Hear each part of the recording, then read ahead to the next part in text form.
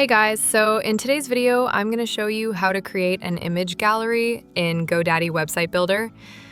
So let's scroll down to our image gallery section. I want to configure this image gallery with my own custom images. To get started, I'll click into the section.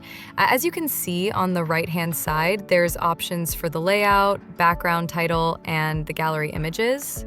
At the very bottom, I can choose to remove all images. I'll click on this and then click on Remove All. In the middle of the screen, I now have an empty image gallery. To add my own images to the image gallery, I'll go back to the right-hand side and click on the plus icon. I'll then click on Add Images. I'll then choose every photo that I want to add into my image gallery at once, and then I'll click on Open to upload all of these images. All 6 of my images will now be uploaded to my website.